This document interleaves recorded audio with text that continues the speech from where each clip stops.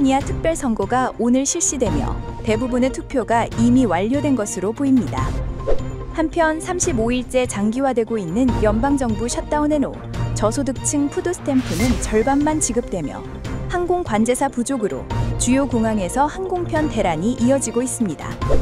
트럼프 대통령은 이 사태 해결을 위해 공화당의 필리버스터 종료를 촉구했습니다. 불면증 치료에 쓰이는 멜라토닌을 1년 이상 장기간 복용하면 신부전 위험이 90% 이상 높아진다는 연구 결과가 나왔습니다.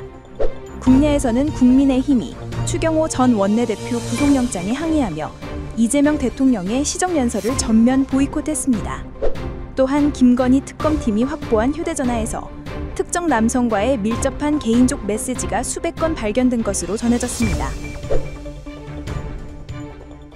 캘리포니아 특별선거가 4일 LA 한인타운을 포함한 주 전역 투표센터에서 오전 7시부터 오후 8시까지 일제히 실시됩니다. 이미 대부분의 표가 사전투표로 제출된 것으로 나타났습니다.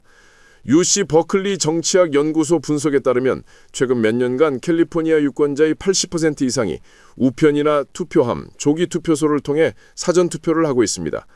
민주당 측 데이터 전문가 폴 미첼의 집계에 따르면 어제까지 약 630만 명이 투표를 마쳤으며 이는 전체 등록 유권자 약 2,300만 명의 28%에 해당됩니다. 연방정부 셧다운 장기화로 전국 저소득층 4,200여만 명을 위한 푸드스탬프 프로그램이 전면 중단될 뻔했다가 연방법원의 판결로 이번 주 재개될 예정입니다. 연방농무부는 연방법원에 제출한 답변서에서 각 주가 11월 영양보충 지원 프로그램 지원금을 일부 지급할 수 있도록 비상기금을 사용하겠다고 밝혔습니다. 이는 앞서 연방법원이 비상기금 46억 5천만 달러를 활용하라고 판결한 데 따른 것입니다.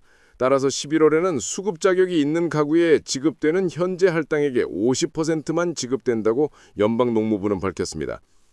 연방정부 셧다운 사태가 35일째를 맞으며 역대 최장기간 타이로 기록된 가운데 이로 인해 미국 내 항공 운송 시스템이 사실상 마비 위기로 치닫고 있습니다. 필수 근무 인력으로 분류되는 항공 관제사들이 셧다운 탓에 무급으로 근무를 이어가는 상황에서 인력 부족이 심화되면서 전국 공항에서 항공편 지연과 취소가 속출하고 있습니다. 연방교통부와 연방항공청에 따르면 일요일인 지난 2일 하루에만 미국 내 항공편 5,000편 이상이 지연되고 500여 편이 취소됐습니다. 주요 피해 공항은 LA, 시카고 오헤어, 뉴욕 JFK, 뉴워크, 애틀란타 하츠필드 잭슨 등으로 집계됐습니다. 연방항공청은 관제 인력은 약 1만 3천 명으로 목표 인원보다 3,500명가량 부족한 상태라고 밝혔습니다. 트럼프 대통령이 공화당 상원 의원들에게 합법적인 의사진행 방해 조치인 필리버스터를 종료시킬 것을 촉구했습니다. 연방정부 셧다운 사태를 중단하기 위한 임시 예산안의 상원 통과 걸림돌인 필리버스터의 재를 돌파구로 제시하고 있는 것으로 풀이됩니다. 트럼프 대통령은 소셜미디어에서 필리버스터를 종료하지 않으면 민주당은 중단 선거와 다음 대선에서 이길 가능성이 크다고 주장했습니다. 미친 민주당 광신도들이 표를 보류해 모든 것을 막을 수 있는 상황에서는 공화당이 상식적인 정책들을 처리하는 것이 불가능해질 것이기 때문이라고 말했습니다. 필리버스터는 소수당 의원이 토론을 무제한 연장함으로써 법안 표결 자치를 지연, 차단할 수 있는 제도입니다. 건강 소식입니다. 불면증에 효과가 있어 천연 수면 유도제로 불리는 멜라토닌을 장기간 복용할 경우 신부전의 위험을 높일 수 있다는 연구 결과가 나왔습니다. 미국 심장협회는 이러한 내용의 보도자료를 발표했습니다. 뇌에서 분비되는 생체 호르몬인 멜라토닌은 수면 및 각성 리듬과 같은 생체 리듬을 조절해 수면을 유도하는 효과가 있습니다.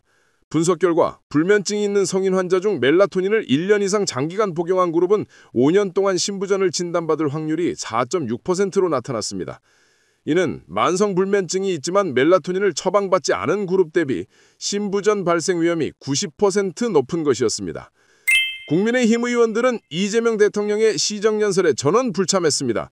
대신 이 대통령이 도착하는 시간에 맞춰 검은색 마스크를 쓰고 규탄 대회를 열었습니다. 내란 특검이 추경호 전 원내대표에 대해서 구속영장을 청구한 것에 대한 반발이었습니다. 22분간 이어진 이 대통령의 연설 내내 대통령 앞 107석은 텅 비어 있었고 내년도 국정 운영을 책임질 예산안을 설명하는 시정연설은 반쪽짜리로 끝났습니다.